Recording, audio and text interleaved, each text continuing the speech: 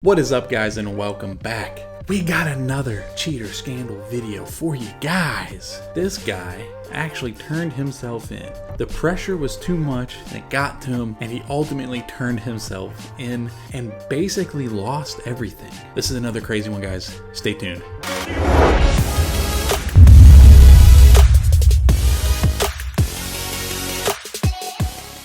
These freaking cheaters, man. I'm really starting to wonder how many fishing cheaters exist, because there is like, it seems like it's endless. It seems like it's endless. So many freaking people decide to cheat in fishing tournaments. I mean, like, some of these stories I gotta dig a little harder for to find, but like, there's so many to pick from. There's a lot that I've just passed up because there's not a lot of information on them and stuff. But like, it's seriously freaking endless. I'll never fully understand why so many people think it's a good idea to cheat. It's gotta have something to do with their ego, or who the heck knows? Who knows? If it wasn't for the freaking walleye cheaters, I would have probably never even gone down this crazy rabbit hole of fishing cheaters. But here we are. What's crazy is all the dang conspiracies and stuff that go hand in hand with this. But alright, guys, let's get into this. Alright, guys, so this guy's name literally says it all. His name is Rick McPhail. Rick McPhail, which is exactly what he freaking did, guys. This happened in Mississippi at the Mississippi Valley Bass Club's Easter Seals Benefit Buddy Bass Tournament. So it was like a charity event. This guy went out and he cheated at a freaking charity event. It seems like it was a charity event anyway, but then they were actually paying out spots though. So there was some money on the line. What's crazy about this one is this McPhail guy didn't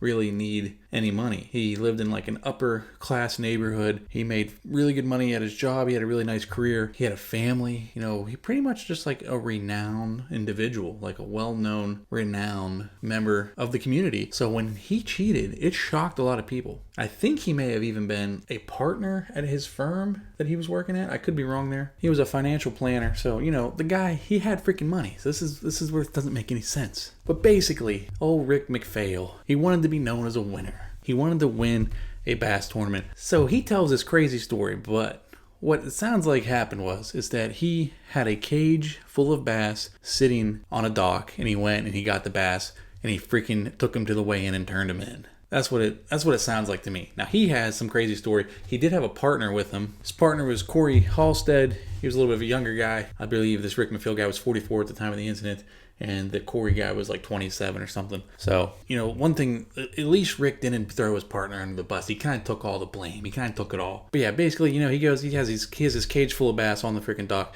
or next to the dock. He gets them, he puts them in the boat. He goes to the weigh-in. He weighs 2 of those fish in, so he must have let some of them go, or some of them died or something. Then, after the weigh-in, there was all this talk of like someone was cheating. Everyone was kind of talking about it. So, obviously, he knew it was him. He claims that later that night, it was eating him up because he knew he cheated, and he called the tournament director and fessed up to it. He fessed up to the crime, which at least he did that. Most of these guys wait till they get caught, but honestly, he kind of knew that he was going to get caught anyway because everyone was kind of talking about it. And it was a smart move because the fact that he turned himself in before he claimed any winnings, because they haven't received the check yet or anything like that. He knew that he hadn't really committed a crime yet because he fessed up before he received the check. I think he was just dodging it because he found out that there was going to be a polygraph and all that stuff too, and like he knew he was guilty, so he just fessed up to it. He was only looking. He was going to win $2,500, so he would have won $2,500 if he would have not fessed up, I guess. But then they would have just caught him anyway. But yeah, he claims that he found the cage of bass like the day before pre-fishing, and he claims that he wanted to get there early to make sure that whoever was going to cheat didn't get there. And then after that, he decided to put the fish in his live well for some reason. He was saying he was going to try and revive them or something, which makes no sense because they were already in the water, so what's the live well going to do? That's what he claims. And then he was claiming that he decided that he was just going to weigh in 2 of the fish. And really doesn't give any explanation on why, though. He said his partner kind of just followed his lead, and that it wasn't anything of his doing. Like, it was, he basically just, this Rick McPhail guy pretty much just took all the blame. So what ended up happening, though, at the aftermath, he almost loses his job. I don't know how the heck he doesn't lose his job. He doesn't go to jail because, like I said, he fessed up before he actually took the money. He gets pretty much blacklisted from the fishing community, and he gets banned from this club, from this Mississippi what was it again? The Mississippi Valley Bass Club. He gets banned from that for life. And him and his wife really get into it too, because his wife thought he was an honest man. Finds out he's been lying and cheating about all this stuff. And she almost leaves him. She may have left him, actually. I can't find much on other than this one really long article. And yeah, so he actually does own his own financial service. He lost a bunch of clients too. He lost a bunch of clients from that. He did somehow stay in business.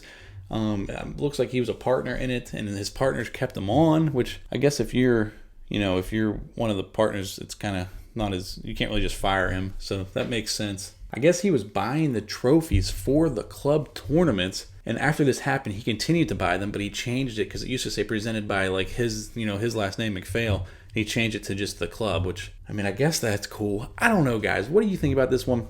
Comment below. Let me know. This is an interesting one because the guy did fess up, but it seems like he only fessed up because he knew he was caught and he was trying to save his reputation. That's my opinion. Over $2,500. I think this guy, it sounds like he just wanted bragging rights. Sounds like he just wanted everyone to think that he was the freaking man. And instead, now everybody just thinks that he is a liar and a scumbag. So that's pretty much how it goes, guys. What do you guys think about him claiming that he found the cage? Like, I think that's complete BS. I think he put him there. I think he's just not wanting, he's wanting to tell some of the truth, this kind of save reputation, but not tell the full truth. He claims that they went to the cage the day of the tournament and sat there for 15 minutes and then no one showed up, so then they took the fish.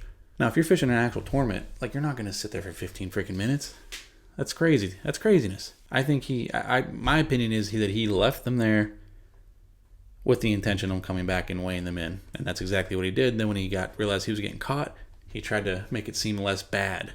The problem with that is nobody gives a crap, man. Like, you're already caught doing something disgusting, like cheating at a freaking, benefit tournament.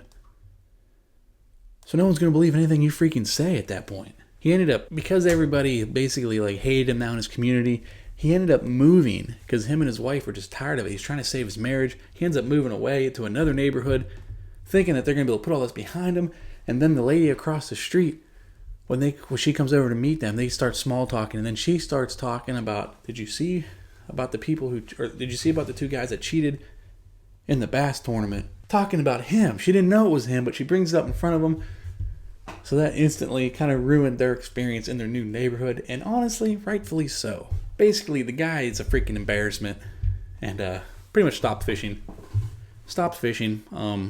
Almost lost his wife. May have lost his wife. Who knows? She wasn't very happy with him. Dude can never fish competitively again. He's the laughing stock of his town. His successful financial business dang near went bankrupt because of this incident. And yeah, I don't know. That's what freaking happens when you cheat, guys. But alright, guys, that is all I have for you. Thank you so much for watching. If you haven't already, please smash the subscribe button, hit the like button, and I'll see you next time.